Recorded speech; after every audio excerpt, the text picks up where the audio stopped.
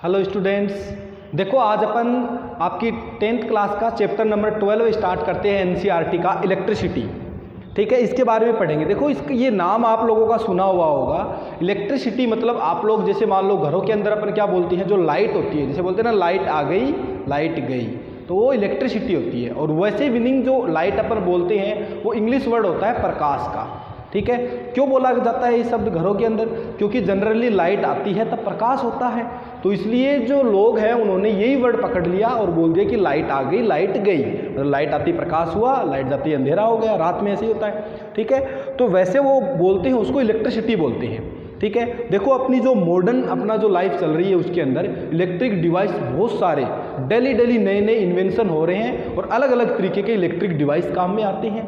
उन सब की अलग अलग वर्किंग होती है। उनके मैन में जो होता है, उनके मूल के अंदर जो होता है बच्चों, वो इलेक्ट्रिसिटी होती है, इलेक्ट्रिक एनर्जी होती है। अब इलेक्ट्रिसिटी की खोज कैसे हुई, कैसे इसका इन्वेंशन हुआ, इसकी हिस्ट्री क्या है, तो सर्वप्रथम देखो क्या बोला गया। ये आपके वैसे काम की नहीं है, ऐसी नॉलेज के लिए थोड़ा सा ऐसी बता रहा हूँ। फिर अपन अपना इलेक्ट्रिक करंट का नया चैप्टर स्टार्ट करेंगे, तो थोड़ा प्रस्तावना के लिए, भूमिका के लिए इंट्रोडक्शन पार्ट है इसका। देखो इलेक्ट्रिसिटी सबसे पहले एक ग्रीक फिलोसोफर थे थेलस नामक। उन्होंने क्या किया कि वो एक बाल्टिक सागर के निकट बैठे हुए थे। जो सागर था उसका नाम था बाल्टिक, वहाँ पे बैठे हुए थे। ठीक है, तो वहाँ पर उनको एक एम्बर नामक पदार्थ मिला। एक एम्बर नामक पदार्थ मिला। ये पीले रंग का पदार्थ होता है, एक येलो का। उसकी मान लो उनको एक छड़ मिली। ठीक है, उन्होंने क्या किया, उस छड़ को एक ऊन से रगड़ा।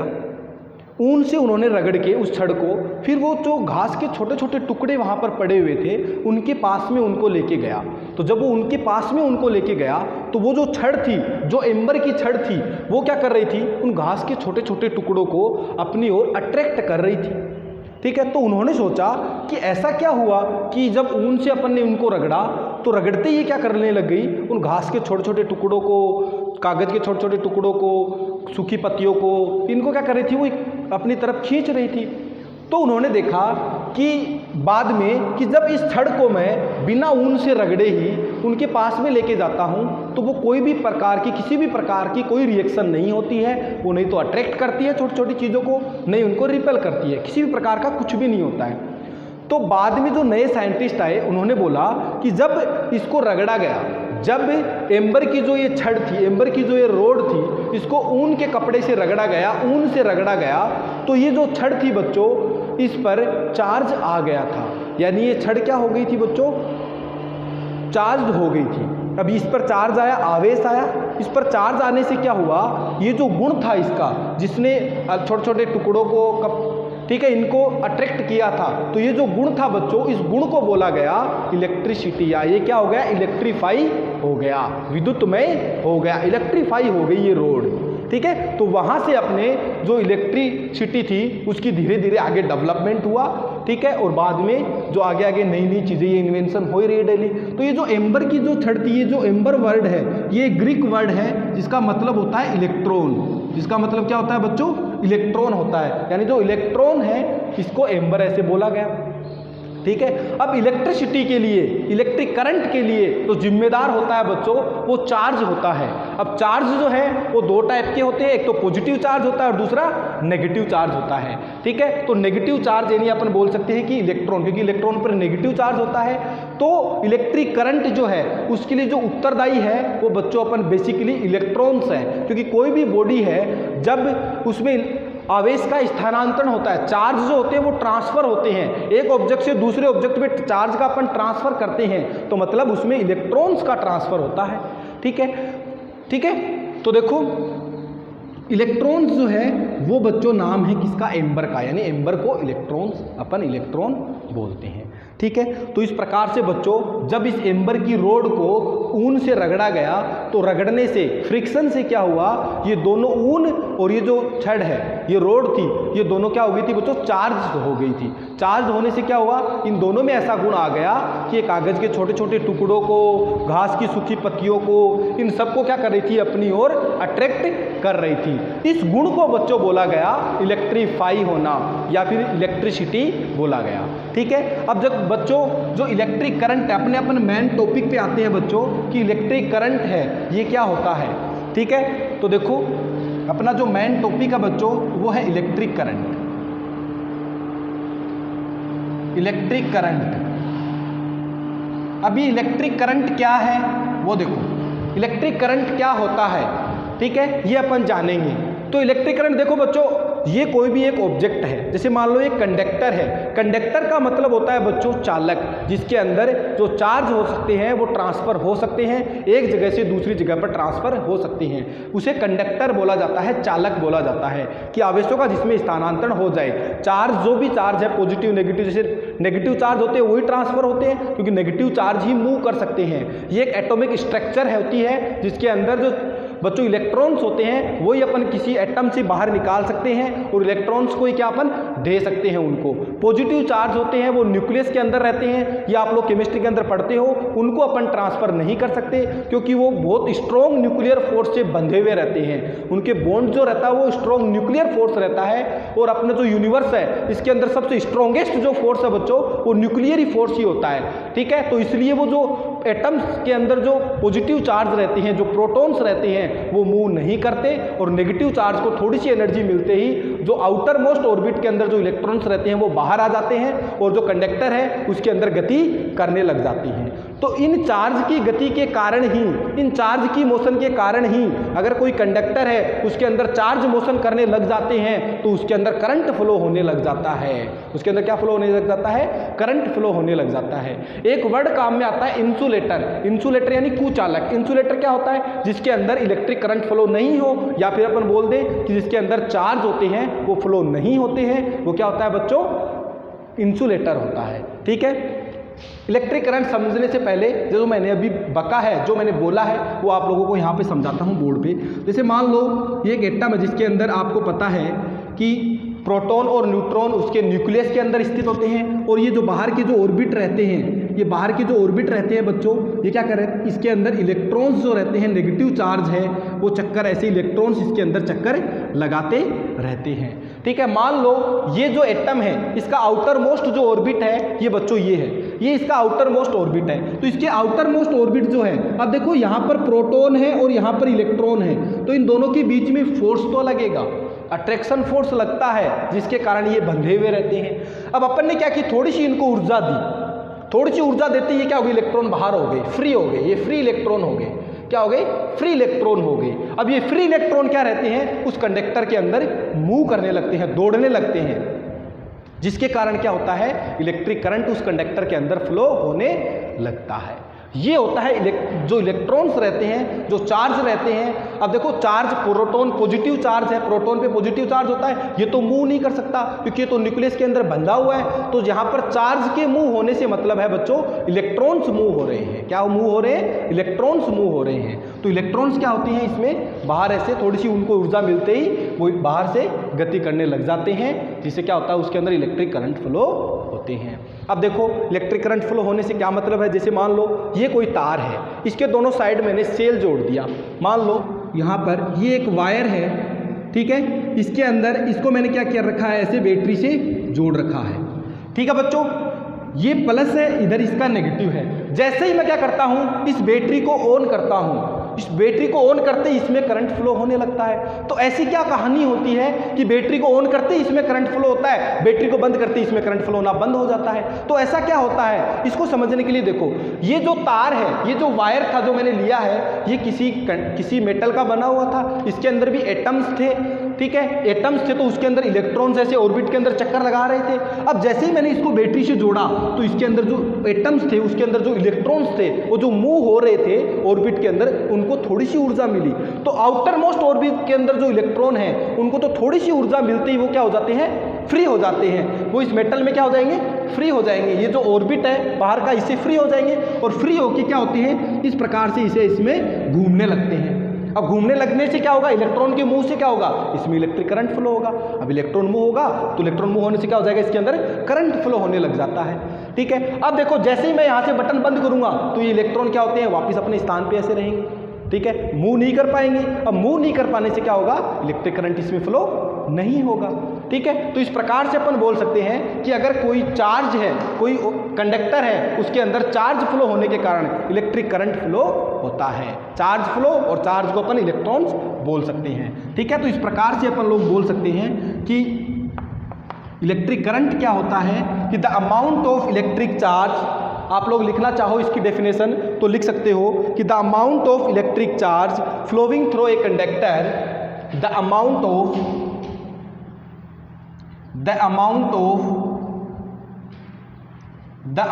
Of electric charge flowing through a conductor in unit time, या in 1 second, ऐसे लिख लो, in 1 second, कि 1 सेकंड में किसी कंडक्टर से जितने अमाउंट ऑफ इलेक्ट्रॉन फ्लो होते हैं वही क्या होता है बच्चों, इलेक्ट्रिक करंट होता है, ठीक है। इसको अपन ऐसे लिख सकते हैं, इसकी जो दूसरी डेफिनेशन आती है वो इस फॉर्मूले से बनाऊंगा। देखो यहाँ से ये जो फॉर्मूला आता है इलेक्ट्रिक करंट का, वो आता है Q/T, यानी इलेक्ट्रिक करंट अपन लिख सकते हैं, अगर मैं लिखना चाहूँ तो इलेक्ट्रिक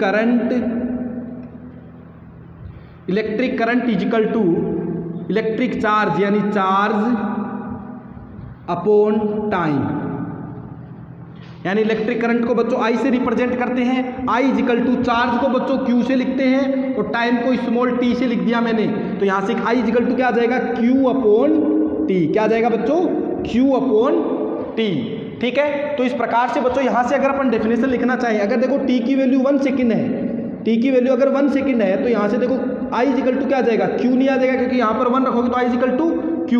तो इसलिए बच्चों बोला कि 1 सेकंड में जितने चार्ज फ्लो होते हैं वही क्या होता है, इलेक्ट्रिक करंट होता है। या फिर इस डेफिनेशन से अगर कोई भी क्वांटिटी होती है उसके अंदर अगर t से डिवाइड करते हैं तो अपन इसकी डेफिनेशन में द रेट बोल सकते हैं, ठीक है। तो इसकी दूसरी छोटी सी डेफिनेशन है वो ये भी हो सकती है, the rate of flow of charge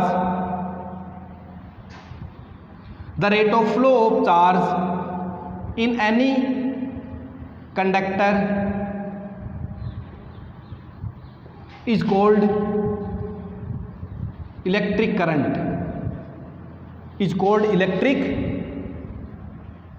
current, यानी the rate of flow of charge is called electric current. ऐसे डायरेक्टली इसी डेफिनेशन लिख सकते हो, या फिर लिख सकते हो the rate of flow of charge in any conductor is called electric current. तो आप लोग इतना वीडियो को पॉज करके नोट करो, फिर आगे अपन स्टार्ट करते हैं, आगे इसकी यूनिट वगैरह देखते हैं क्या आएगी, ठीक है। अगर मान लो, नोट कर लिया होगा आप लोगों ने, अगर मान लो n इलेक्ट्रॉन फ्लो हो रहे हैं, कोई भी एक कंडक्टर है मेरे पास में, एक तार है, एक वायर है, उसमें से अगर n इलेक्ट्रॉन फ्लो हो रहे हैं, मान लो मैं लिखूं if n electron flow through a conductor then Q क्या आएगा, Q का जो फॉर्मूला आता है वो आता है Ne। अगर कोई भी एक कंडक्टर है उसमें से n इलेक्ट्रॉन फ्लो होते हैं, तो अगर चार्ज पता करना हो अपन को तो वो क्या आएगा, Q बराबर n इंटू E, जहां पर n क्या है बच्चों, नंबर ऑफ इलेक्ट्रॉन्स। अपन लिख सकते हैं where n is equal to number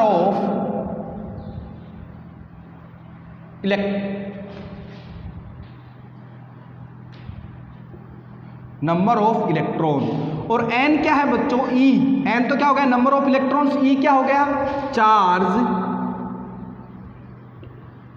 on electron. अब इलेक्ट्रॉन पे जो चार्ज होता है बच्चों वो होता है E is equal to 1.6 into 10⁻⁻19 coulomb. आप लोगों को ये बिल्कुल ध्यान में रखना है, ठीक है। क्या आता है, E is equal to 1.6 into 10⁻⁻19 coulomb. तो अगर आपको बोल रखा हो कि मान लो कोई एक कंडक्टर है उसमें से 2 इलेक्ट्रॉन फ्लो हो रहे हैं, कितने इलेक्ट्रॉन, 2 इलेक्ट्रॉन फ्लो हो रहे हैं, तो उस पर चार्ज कितना होगा, कैसे निकालोगे? Q बराबर NE, तो 2 इलेक्ट्रॉन यानी n का मान कितना है? 2 है। E कितना है बोलो? 1.6 इंटू 10 टू पावर माइनस 19, तो यहाँ से कितना आ जाएगा? 3.2 into 10 to power minus 19 coulomb, इतना इस पर चार्ज आ जाएगा। तो इस प्रकार से अगर अपन को नंबर ऑफ इलेक्ट्रॉन्स दे रखे हो और अपन को चार्ज निकालना हो तो अपन इस प्रकार से निकाल सकते हैं। अब चार्ज अगर अपने पास आ गया और अपन उसमें इलेक्ट्रिक करंट भी निकाल सकते हैं। ठीक है, तो मैं लिख सकता हूं, इसलिए I इजिकल टू क्या होता है बोलो बच्चों? Q upon T। Q का मान बोलो क्या है? NE, तो यहाँ पर क्या मैं NE लिख सकता हूँ, तो ये क्या आ जाएगा? NE divide by T। तो ये I के अपने पास में 2 फॉर्मूले हो गए। अगर आपको डायरेक्ट चार्ज दे रखा हो कि कितना चार्ज फ्लो हो रहा है तो आप इससे निकाल सकते हो। अगर आपको नंबर ऑफ इलेक्ट्रॉन्स दे रखे हो तो आप इस फॉर्मूले से निकालोगे। तो इस प्रकार से बच्चों अपन ऐसे इलेक्ट्रिक करंट निकाल सकते हैं। अब इलेक्ट्रिक करंट जो है इसकी यूनिट क्या होती है वो आपको समझना बहुत ज़रूरी है। तो अपना unit of electric current, unit of electric current क्या होगी? देखो, जो चार्ज होता है इसकी यूनिट होती है बच्चों कूलाम। याद रखना, चार्ज की यूनिट क्या होती है? कूलाम। अपॉन जो टाइम होता है उसकी यूनिट क्या होती है? सेकंड। तो इसकी जो यूनिट है बच्चों उसको अपन लिख सकते हैं कूलाम बटे सेकंड, और इसी कूलाम बटे सेकंड को बच्चों अपन बोलते हैं एम्पियर, जिसको ए से लिखते हैं। तो इसकी यूनिट अगर आप लोगों से पूछी जाएगी तो आप लोग ध्यान में रखोगे, इसकी जो यूनिट होती है बच्चों वो एम्पियर होती है। ठीक है, जिसको कूलाम बटे सेकंड भी अपन लोग लिख सकते हैं, और इसी को अपन क्या बोलते हैं? एम्पियर बोलते हैं। तो इलेक्ट्रिक करंट की अगर यूनिट पूछी जाती है एग्जाम में, 1 नंबर का सवाल आ सकता है, 1 नंबर का क्वेश्चन कि what is the unit of electric current, तो बच्चों वो क्या होगी? एम्पियर होगी। ठीक है, बोलो याद कर लोगे? कोई दिक्कत? नोट कर लो आप लोग वीडियो को पॉज करके। उसके बाद में मैं आप लोगों को 2-3 छोटी-छोटी बातें हैं जो आप लोगों को लिखनी है। आप लोग लिखना, बहुत पते की बात है। 1 मिली एम्पियर, चलो मैं यहाँ लिखता हूँ इसको मिटा के। नोट कर लिया होगा आप लोगों ने, वीडियो को पॉज करना है और नोट करना है। ठीक है, देखो ये 2 चीज़ें आपको ध्यान में रखनी है। 1 मिली एम्पियर मतलब 1 MA, इसका मतलब होता है 10 टू पावर माइनस 3 एम्पियर। और अगर ऐसे दे रखा हो 1 माइक्रो एम्पियर, यानी ऐसे लिखते हैं, U को लिख देंगे और उसके नीचे ऐसे लिख देंगे, ऐसे लिखा रहता है 1 माइक्रो एम्पियर में होता है 10 की पावर माइनस 6 एम्पियर। ये जो बात है ये बहुत पते की बात है, आप लोगों को ध्यान में रखना है। न्यूमेरिकल सोल्व करने के लिए ये चीज़ आप लोगों के काम में आएगी। बोलो कर लोगे याद? ठीक है, उसके बाद में मैं आप लोगों को 1 एम्पियर है उसकी डेफिनेशन बता देता हूँ। ठीक है, देखो इसको मैं मिटा रहा हूँ, आप लोग समझना 1 एम्पियर क्या होता है। वीडियो को पॉज करते जाओ और लिखते जाओ। ठीक है, उसके बाद में है अगली हेडिंग अपनी, डेफिनेशन ऑफ 1 एम्पियर, या सीधा ही लिख लो 1 एम्पियर। 1 एम्पियर क्या होगा? 1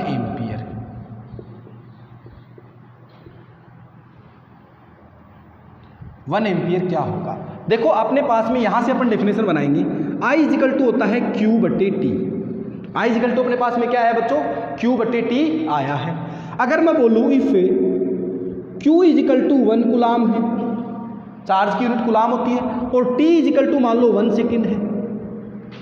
1 सेकेंड के अंदर कोई कंडक्टर है, उसमें 1 सेकेंड के अंदर 1 कूलाम चार्ज फ्लो हो रहा है, तो करंट कितना होगा बोलो? रखो इसमें वैल्यू 1 बटे 1, यानी I कितना आ गया? 1 एम्पियर। तो अपन इसकी डेफिनेशन कैसे बोल सकते हैं कि यदि कोई कंडक्टर है उसमें 1 सेकंड में 1 कूलाम चार्ज फ्लो होता है तो उसके अंदर जो करंट फ्लो होगा बच्चों वो कितना होगा? 1 एम्पियर होगा। बोलो यहाँ से समझ सकते हो कि यदि 1 कूलाम चार्ज किसी कंडक्टर से 1 सेकंड में फ्लो हो रहा है तो उसे जो करंट है वो 1 एम्पियर फ्लो होगा।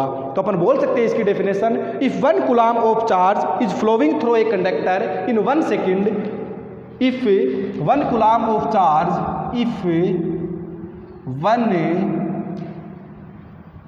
coulomb of charge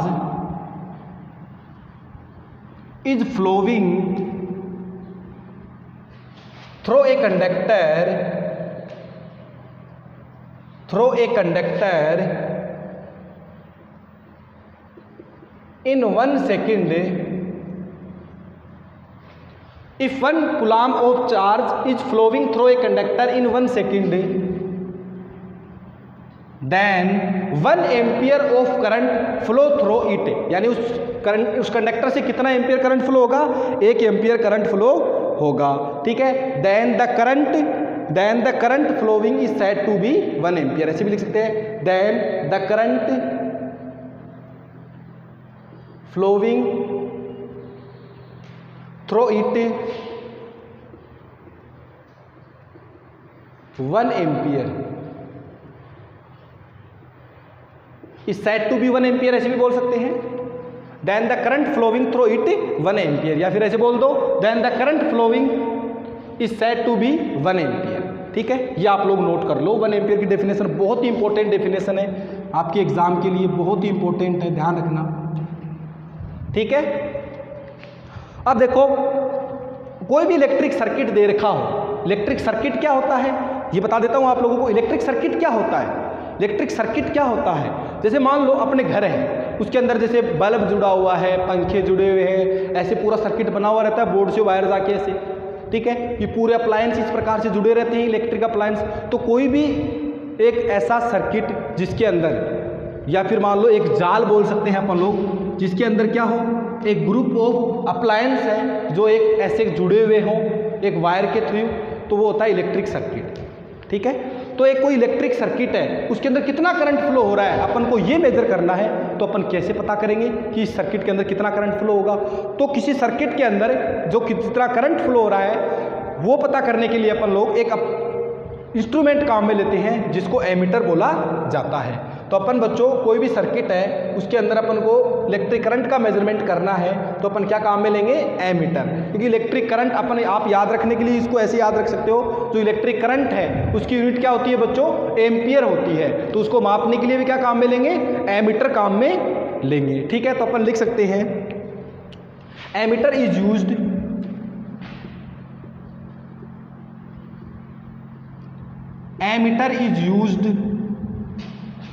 to measure the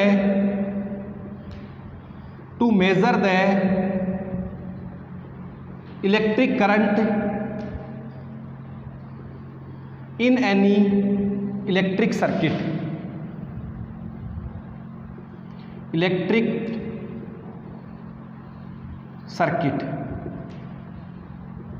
ठीक है। अब ये जो इलेक्ट्रिक सर्किट है कोई भी, उसमें अपन ने करंट मापने के लिए एमीटर तो काम में ले लिया। अब उस एमीटर को जोड़ेंगे कैसे अपन, तो बच्चों अपन जो एमीटर वोल्टमीटर जो भी होते हैं उनको 2 प्रकार से जोड़ सकते हैं। एक तो सीरीज कॉम्बिनेशन होता है, एक पैरेलल कॉम्बिनेशन होता है। ज़्यादा ये बात समझ में आएगी जब अपन लोग इसी चैप्टर को आगे कंटिन्यू करेंगे, तो अपने पास में सीरीज और पैरेलल कॉम्बिनेशन अपन पढ़ेंगे, तो वहाँ पर आप लोगों को बताऊँगा, ठीक है। तो देखो एमीटर इज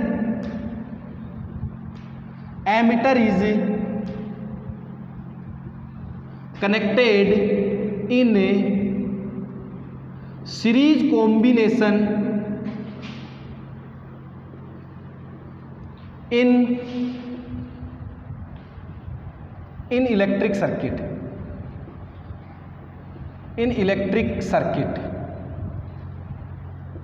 यानी कोई भी इलेक्ट्रिक सर्किट होगा उसके अंदर अपन जो एमीटर है उसको सीरीज कॉम्बिनेशन के अंदर ऐड करेंगे और एमीटर काम में लेंगे और उसको सीरीज कॉम्बिनेशन के अंदर ऐड करेंगे। अब सीरीज कॉम्बिनेशन के अंदर अपन किस प्रकार से ऐड करते हैं और एमीटर क्या होता है ये आप लोग देख सकते हो। आप लोगों को आपकी स्क्रीन पे एमीटर दिख रहा होगा किस प्रकार का एमीटर होता है। देखो इसके अंदर एक ये रेड दे रखा है और एक इधर ब्लैक दे रखा है। एक पॉजिटिव होता है उसके अंदर, एक नेगेटिव होता है, ठीक है। तो अपन इनको क्या करते हैं, किस में जोड़ते हैं बच्चों, सीरीज कॉम्बिनेशन के अंदर जोड़ देते हैं। डायरेक्ट ऐसे जोड़ देते हैं, जैसे मान लो ये तार है, इसके अंदर आपको इलेक्ट्रिक करंट पता करना, तो आप क्या करोगे, इसमें यहाँ पर क्या जोड़ दोगे, एमीटर जोड़ दोगे। तो एमीटर को सीरीज कॉम्बिनेशन के अंदर जोड़ा जाता है, ठीक है। तो ये अपनी सिंपल सी बात है इलेक्ट्रिक करंट की। अब अपन देखो जनरली अपने जो घर होते हैं, ठीक है, उसके अंदर जो इलेक्ट्रिक करंट, देखो इलेक्ट्रिक करंट भी 2 टाइप का होता है। एक तो अल्टरनेटिंग करंट होता है, एक डायरेक्ट करंट होता है। एक तो कौन सा होता है, अल्टरनेटिंग करंट होता है, एक डायरेक्ट करंट होता है। अब अल्टरनेटिंग करंट कौन सा होता है, डायरेक्ट करंट कौन सा होता है, वैसे तो आप लोग इनको डिटेल से बड़ी क्लासों में पढ़ोगे ही, तो मैं बता देता हूँ थोड़ा सा। एक तो एसी करंट होता है, एक डीसी होता है। अल्टरनेटिंग करंट और डायरेक्ट करंट, तो अपनी जो बैटरी नहीं होती, जैसे गाड़ी की बैटरी होती है, सेल होते हैं, इनसे जो अपन को करंट मिलता है वो डायरेक्ट करंट मिलता है। डायरेक्ट करंट होता है, उससे अपन को करंट नहीं लगता छूने पर ऐसे। तो जो गाड़ी की जो बैटरी वगैरह होती है उनसे जो करंट मिलता है वो कौन सा मिलता है अपन को? डायरेक्ट करंट मिलता है, ठीक है। और जो अल्टरनेटिंग करंट, अपने घरों के अंदर जो करंट आता है वो अल्टरनेटिंग करंट आता है। कौन सा करंट आता है? अल्टरनेटिंग करंट आता है, ठीक है। तो करंट दो टाइप के, एक तो अल्टरनेटिंग होता है, एक डीसी होता है, एक एसी और एक डीसी। जो बैटरी वगैरह होती है उनसे डीसी मिलता है, और जो घरों के अंदर जो अपने करंट आता है वो एसी करंट आता है, जिससे अपन चिपक जाते हैं ऐसे, ठीक है। तो ये उनकी बहुत लंबी चौड़ी बातें हैं, ये आप लोग बाद में पढ़ोगे, ठीक है बच्चों। तो आज अपन इस क्लास को यहीं पर खत्म करते हैं, जिसमें आप लोगों को बहुत सिंपल बातें मैंने बताई है, ठीक है बच्चों। तो आज के लिए बच्चों बस इतना, बाकी रहेगा कल।